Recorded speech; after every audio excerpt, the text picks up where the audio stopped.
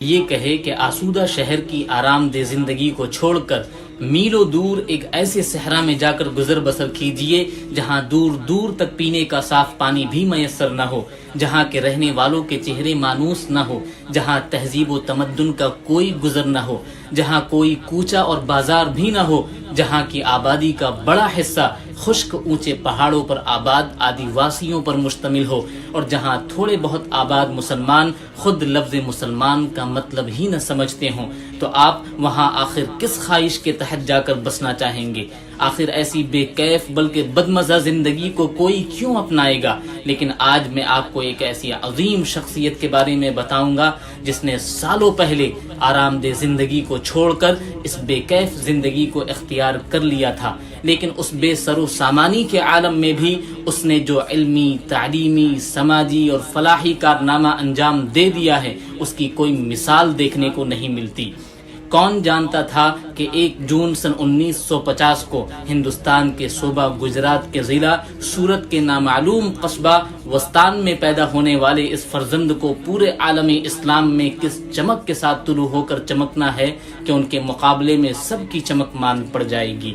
محمد اسماعیل صاحب رحمۃ اللہ علیہ کے گھر میں ان کے بیٹے مولانا غلام محمد وستانوی کی شکل میں ایک ایسا گوہر نایاب پیدا ہوا کہ جن کی چمک سے پورے ہندوستان کی دینی مدارس کی محفلیں بارونق ہیں۔ اگر ان کی خدمات کو مد نظر رکھا جائے تو موجودہ دور میں ان کی ٹکر کی کوئی دوسری شخصیت پورے ہندوستان میں تو کیا پوری دنیا میں بھی دیکھنے کو نہیں ملتی۔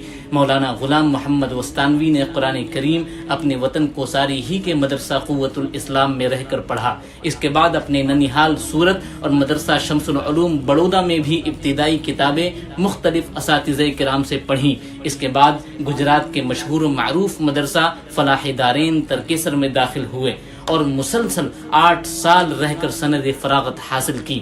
ان کے اساتذہ میں حضرت مولانا عبداللہ کاپودروی رحمۃ اللہ علیہ جیسے نامور استاد شامل ہیں۔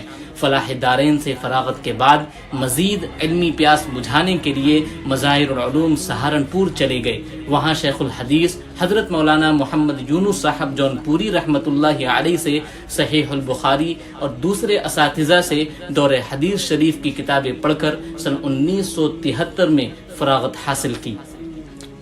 فراغت کے بعد دارالعلوم کنتھاریا بھروچ چلے گئے اور وہاں فارسی سے لے کر متوسطات تک کی مختلف علوم و فنون کی کتابیں پڑھائیں۔ جب آپ دارالعلوم کنتھاریا میں بحیثیت استاذ تھے، اسی زمانے میں جامعہ اسلامیہ اشاعت العلوم عکل کوہ کی بنیاد ڈالی، جس کی ابتدا مکرانی پھلی سے کی گئی۔ ابتدا میں ان کا قیام کنتھاریا ہی میں رہا۔ اس دوران مولانا یعقوب خان پوری رحمۃ اللہ علیہ اور ان کے بڑے بھائی حافظ اسحاق صاحب رحمۃ اللہ علیہ نظامت سنبھالتے رہے، لیکن جب انہوں نے دیکھا کہ یہاں رہتے ہوئے مکمل نظم و ضبط دشوار ہوگا تو پھر استعفیٰ دے کر مستقل عکل کوہ تشریف لے آئے، جب سے اب تک رئیس الجامعہ کے عہدے پر فائز ہیں۔ اس ادارے کی ابتدا 1 استاد اور 6 بچوں سے ہوئی تھی۔ آج اس ادارے کے احاطے میں 16,000 طلبہ دینی اور عصری علوم حاصل کر رہے ہیں۔ اس کے علاوہ ملک کے دوسرے حصوں میں اس ادارے کے زیر اہتمام جو مکاتب، مدارس، اسکول، کالجز چل رہے ہیں، ان میں 7,000 سے بھی زائد اساتذہ اور 2 لاکھ کے قریب طلبہ تعلیم حاصل کر رہے ہیں۔ یہاں تجوید و قرات کے ساتھ قرآن کریم کی تعلیم و تفسیر کو اولیت دی جاتی ہے۔ باقاعدہ ایک بہت بڑی عمارت میں دارالقرآن قائم ہے۔ اس کا نظام بھی دیکھنے سے تعلق رکھتا ہے۔ نوٹس بورڈ پر ہر دن کی تازہ معلومات درج ہوتی ہے کہ آج کتنے بچے درسگاہ میں حاضر ہیں، کتنے غیر حاضر چھٹی پر یا بیمار ہیں، کتنے اساتذہ حاضر ہیں، غائب یا بیمار یا رخصت پر ہیں۔ ایک چوکور منزلہ عمارت ناظرہ اور ابتدائی درجات کے لیے ہے، جہاں تقریباً 3,000 بچے پڑھتے ہیں۔ اس ادارے میں جو مختلف تعلیم و تربیتی پروگرام چلتے ہیں ان کی تفصیل تو بہت زیادہ ہے، لیکن اس میں ایک شعبہ علامہ بالقلم قابل ذکر ہے۔ اس شعبے میں قرآن کریم پڑھنے والے ہر بچے کو لازمی طور پر عربی خطاطی اور ابتدائی قاعدے کے ساتھ ساتھ قرآن پاک تحریر کرنے کا فن سکھایا جاتا ہے۔ یہاں دارالحدیث کی ایک خوبصورت عمارت بھی ہے جہاں 500 کے قریب طلبہ بیٹھ کر حدیث کی کتابوں کا درس حاصل کرتے ہیں۔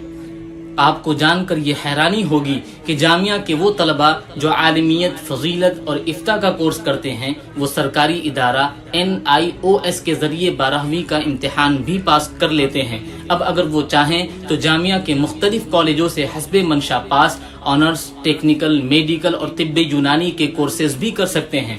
حضرت مولانا غلام محمد وستانوی نے جامعہ میں حفظ اور ناظرہ سے لے کر عالمیت، فضیلت اور افتاء تک کے مختلف اداروں کے علاوہ رہائشی پرائمری، ہائی اسکول، BEd اور DEd کالج، ITI، پالی ٹیکنک کالج، فارمیسی کالج، یونانی college, law college, medical college اور انجینئرنگ کالج بھی قائم کیا ہے۔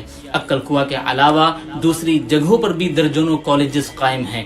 لڑکیوں اور لڑکوں کے الگ الگ ہاسٹل ہیں۔ 300 بیڈ پر مشتمل ایک ہاسپٹل بھی قائم ہے جس میں مفت علاج ہوتا ہے۔ یہاں کالج میں پڑھنے والوں کو بنیادی دینی تعلیم اور مدرسے کے طلباء کو بنیادی انگریزی تعلیم حاصل کرنا ضروری ہے۔ یہاں پڑھانے والے اساتذہ اور ان کے اہل خانہ کے لیے جامعہ کے احاطے کے اندر ہی 550 سے بھی زیادہ کوارٹرز تعمیر کیے گئے ہیں۔ یہاں پڑھانے والے تمام اساتذہ اپنے اہل خانہ کے ساتھ یہیں مقیم رہتے ہیں۔ جامعہ کی طرف سے مختلف زبانوں میں مدرسے کے ترجمان اور دیگر دینی و اخلاقی رسائل و جرائد کی اشاعت بھی کی جاتی ہے۔ ان کی سرکولیشن بھی ہزاروں میں ہے۔ جامعہ کے تحت مختلف سینٹر قائم کر کے خواتین کو سلائی، کڑھائی اور دوسرے کام سکھائے جاتے ہیں۔ انہیں سلائی مشینیں بھی مفت دی جاتی ہیں۔